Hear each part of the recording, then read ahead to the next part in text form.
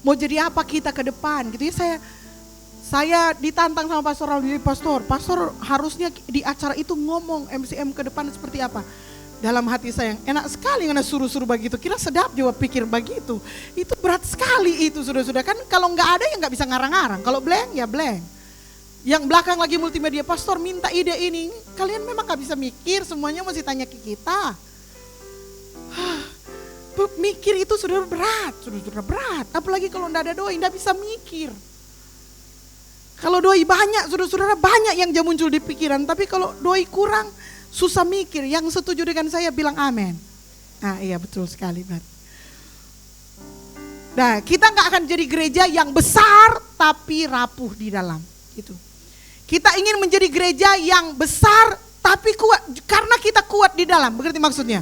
Karena kita kuat dan kita sehat, kata kuncinya sehat. Sama-sama bilang sehat.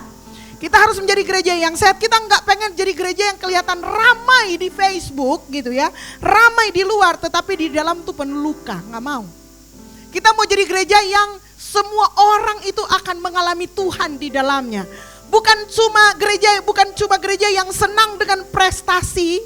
Percayalah saudara-saudara, saya sangat senang mendoakan usaha saudara. Saya sangat senang mendoakan bisnis saudara-saudara. Yang saya bingung saudara-saudara, kalau bisnisnya lagi low, semuanya pada diam. Seolah-olah Pastor Melan cuma suka kalau bisnisnya maju. No, I'm not like that. Saya bukan seperti itu saudara-saudara. Justru gereja ini ingin memastikan kepada semua jemaat, in every low of your life, this church will be here. Amin. Dalam semua musim hidupmu, termasuk dalam kejatuhan dan kegagalanmu, gereja ini akan tetap mengasihi saudara-saudara dengan kasih yang sama. Kasih Tuhan. Amin. Boleh saudara kasih tepuk tangan. Ini saya ucapkan dari dasar hati saya. Kalau boleh pakai acara menangis, semua menangis ini saudara. Tapi nggak boleh, nanti jelek di kamera gitu ya. Jadi itu saudara-saudara, kita harus menjadi gereja yang sehat, strong inside. Nah karena itu ada beberapa hal yang mungkin akan saya bicarakan saat ini yang akan menggarisbawahi perjalanan kita selanjutnya. Kita akan menjadi gereja yang punya spiritualitas yang otentik, yang anti topeng. Bilang orang di kanan dan kiri, anti topeng. Matius 23 ayat 27. Begini firman Tuhan. Celakalah kamu, sebab kamu seperti kuburan yang dilabur putih, yang di luarnya memang bersih, tapi di dalamnya penuh tulang belulang dan pelbagai jenis kotoran. No, ini bukan Metro Church, saudara-saudara. Ini harus menjadi gereja yang baik di dalam, baik di luar. Apa yang orang lihat di luar, itulah sebenarnya yang di dalam. We are authentic, sama-sama bilang authentic. Banyak saudara-saudara, saya menyadari banyak di antara jemaat yang karena berpikir bahwa pastor atau gereja hanya senang dengan hal yang baik, sehingga mereka berjemaat datang ke gereja tapi menyimpan luka di dalam. Mereka bahkan gak berani sharing pergumulan mereka. Kenapa? Karena mereka bisa jadi gak percaya dengan jemaat Tuhan, kurang percaya dengan gereja. Karena memang benar dari pengalaman sejarah, seperti yang saya tulis di story saya, sometimes church can be hurt. Kadang gereja memang bisa menyakiti juga. Dan dari story saya ada 60% yang mencatat bahwa dia termasuk yang luka di komunitas gereja. Nah ini nggak boleh dibiarkan saudara-saudara. Kalau kita mau melangkah dari 20 tahun dan seterusnya, kita harus menjadi gereja yang otentik di mana saudara-saudara yang berjemaat tanpa takut, tanpa malu, berani membuka diri, berani menyampaikan termasuk aib, termasuk perbuatan saudara yang stupid, yang konyol, kegoblokan saudara yang lakukan. Saudara tanpa takut sampaikan kepada kami, sampaikan kepada CG, sampaikan kepada orang-orang yang menurut saudara dapat menolong saudara, memperhatikan saudara dengan tulus. Saya nggak bilang semua kita ini sempurna. Dan bahwa saudara rahasia saudara pasti akan aman. Mungkin saja tidak. Mungkin saja ada pendeta-pendeta juga yang tidak baik, saudara-saudara. Mungkin saja ada di pastoral juga yang nggak bermutu juga ada, saudara-saudara. Tapi kita akan berjalan bersama-sama dalam semua kekurangan-kekurangan itu untuk membangun sebuah gereja yang sehat secara emosi, bukan hanya spiritual. Katakan amin. Saudara setuju? Jadi itu yang pertama, saudara-saudara. Saya berdoa ke depan, saudara-saudara. Jangan takut untuk mengeluarkan. Jangan takut untuk membicarakan luka saudara. Jangan takut untuk membicarakan aib saudara. Karena seharusnya lah gereja adalah tempat yang paling aman untuk saudara menyampaikan semuanya itu. Yang percaya bilang amin. Kita tidak mau menjadi gereja yang hanya punya penampilan rohani, tapi penuh luka dan borok di dalam. Dan karena itu saudara-saudara, kita akan kerja di semua lini. Jemaat, pemimpin-pemimpin CG leader, para volunteer, pelayan-pelayan altar, multimedia. Semua kita harus berkomitmen bersama-sama untuk memiliki emosi yang sehat. Bukan hanya spiritual yang baik, tetapi emosi yang sehat. Kita akan menjadi emotionally healthy church. Gereja yang sehat secara emosi. Katakan amin. Kalau soal spiritualitas, saya percaya orang semua sangat diberkati dengan pelayanan spiritualitas selama ini. Doa, pujian, penyembahan, firman Allah dikhotbahkan dengan sangat baik. Itu masalah spiritualitas. Tapi bisa saja saudara-saudara, saudara menjadi orang yang mengasihi Tuhan, menghormati Tuhan, setia beribadah, setia memberi, tapi saudara punya luka emosi yang tidak disembuhkan pada saat yang bersamaan. Dan kita mau selesai dengan itu. Ke depan perjalanan kita akan menjadi sama-sama bilang lebih otentik. Oke, yang kedua saudara-saudara. Markus 14 ayat 34. Yesus bilang begini. Tinggallah di sini dan berjaga-jagalah bersamaku. Apa saudara arti ayat ini? Yesus aja butuh teman. Yesus aja butuh teman. Yesus nggak pernah kesepian seperti kita. Karena dia Trinitas.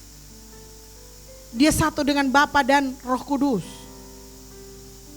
Tapi dia pengen ditemani perjalanannya. Dan ini persoalan kita saudara-saudara. Kebanyakan dari kita lone survivor, lone ranger. Pejuang-pejuang kehidupan sendirian. Ya. Kita berjuang sendiri, kita gagal sendiri, kita menangis sendiri, dan kita tersenyum sendiri, terakhir kurang tata tawa sendiri.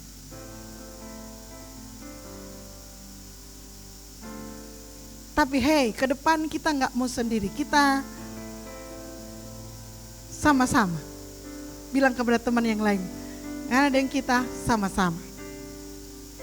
Jalan sama-sama. Apa yang akan kita bangun ke depan? Keterbukaan dan rasa percaya. Asik? Ada pepatah Afrika bilang, if you wanna go fast, go alone. But if you wanna go far, go together. Amin. Artinya, kalau ngana mau bajalang cepat, bajalang sendiri. Tapi kalau ngana mau bajalang lama, panggil tamang-tamang. The power of tamang-tamang. Nah, orang mau bangun komunitas yang sehat. Amin. Dimulai dari keluarga yang sehat. hubungan suami istri yang sehat, hubungan orang tua dan anak yang sehat. Hubungan dengan Tuhan pasti itu nomor satu yang disehatkan. Baru hubungan dengan sesama, saudara-saudara. Karena banyak di antara kita juga yang gak beruntung, gak punya keluarga. Mungkin karena kita datang kepada Kristus, kita meninggalkan keluarga, maka Yesus bilang, Yesus akan menyediakan keluarga yang baru. Dan kita harus siap untuk menjadi keluarga yang baru bagi orang-orang yang seperti itu. Katakan amin. Mari bergabung bersama-sama dengan Metro Church sebagai satu komunitas yang dapat dipercaya, komunitas di mana saudara diterima, saudara tanpa takut menceritakan siapa saudara. Bukan untuk kami menggali kuburan saudara, karena justru kami percaya bahwa masa lalu saudara itu sudah diselesaikan oleh Yesus Kristus. Amin. Iya, yang ketiga, cepat khotbah hari ini saudara. Karena yang ketiga, that's the best part menurut kita.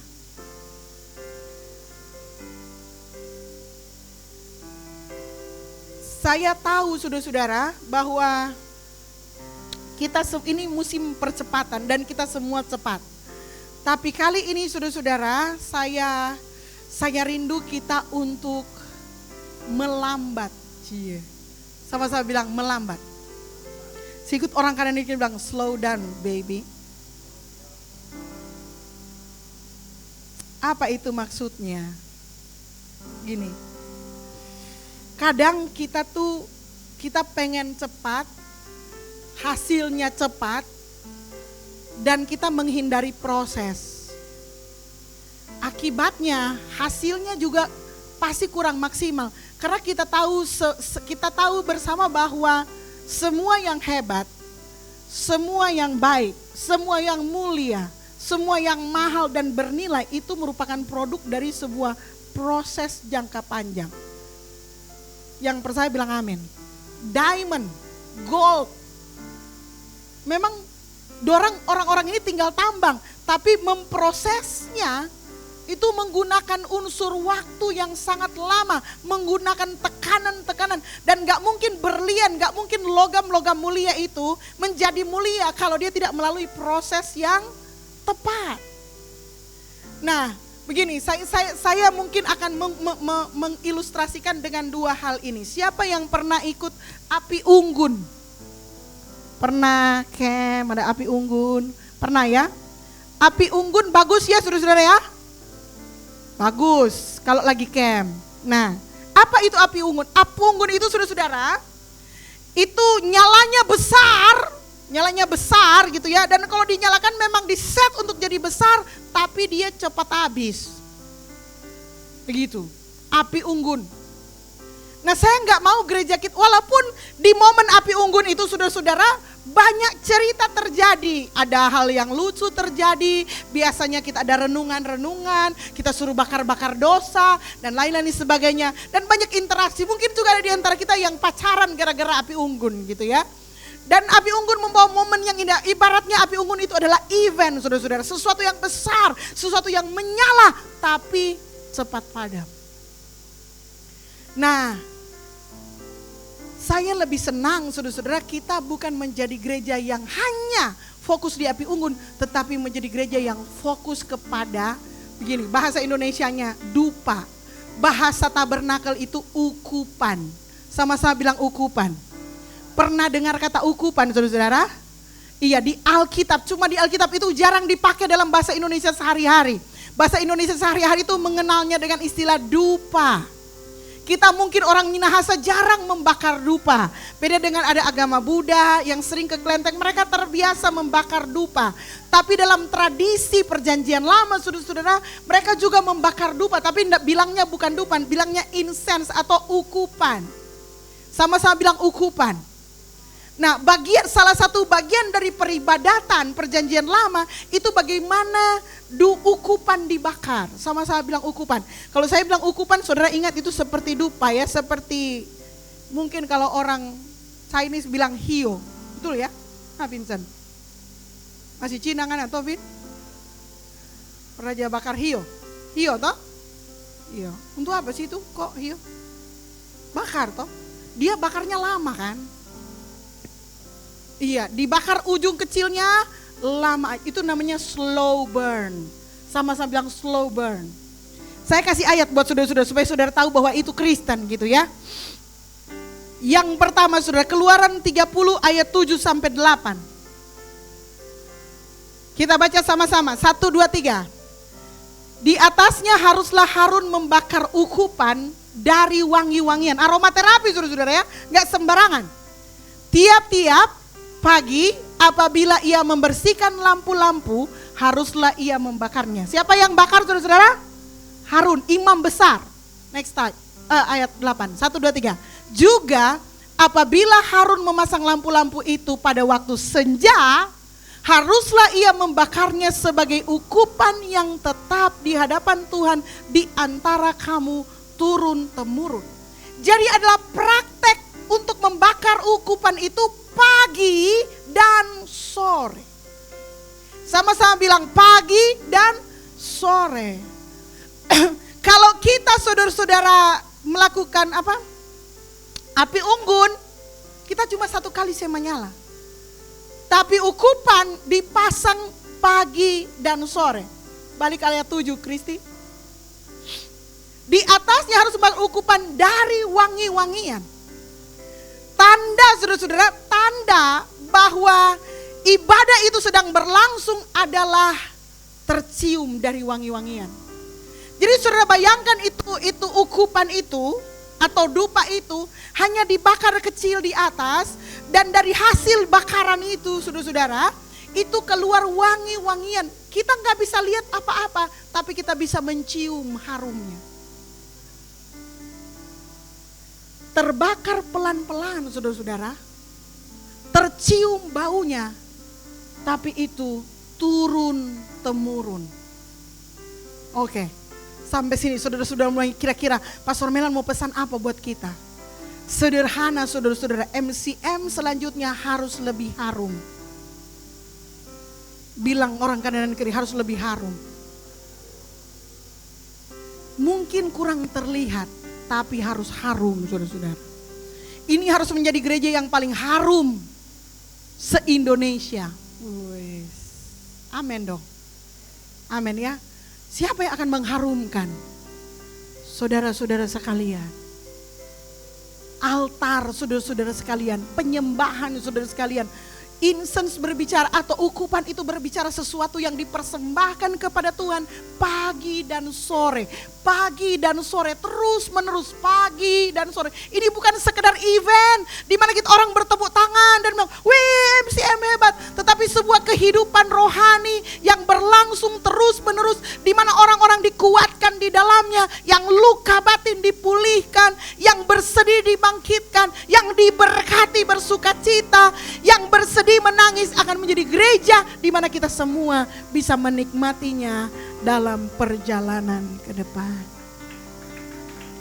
Boleh tepuk tangan saudara-saudara. Jadi dalam kemah suci saudara, ukupan itu tidak menyala besar, bahkan tidak ada nyala. Tapi dia konstan membakar. Nah, tidak ada kelihatan api besar, tapi dia membakar. Coba lihat orang kanan dan kiri bilang, "Nggak ada api, mar membakar." Maksudnya nggak ada api, nggak kelihatan apinya. Begini saudara-saudara, catat baik-baik ya. Gereja yang sehat bukan gereja yang paling sibuk, tetapi gereja yang tahu kapan berhenti dan menyembah Tuhan. Tepuk tangan buat Tuhan. Saya nggak pengen kita menjadi roket, walaupun saya sedang pakai itu emotikon itu, roket yang terbakar lalu kemudian jatuh. Kita akan menjadi, ingat, ukupan yang tenang, harum, dan ini satu lagi, tahan lama. MCM, sama-sama bilang, tenang, harum, dan tahan lama. Ulang, bilang, 1, 2, 3, tenang, harum, dan tahan lama. Luar biasa. Saya penasaran saudara-saudara, saya cek itu ukupan terbuat dari apa. Oke.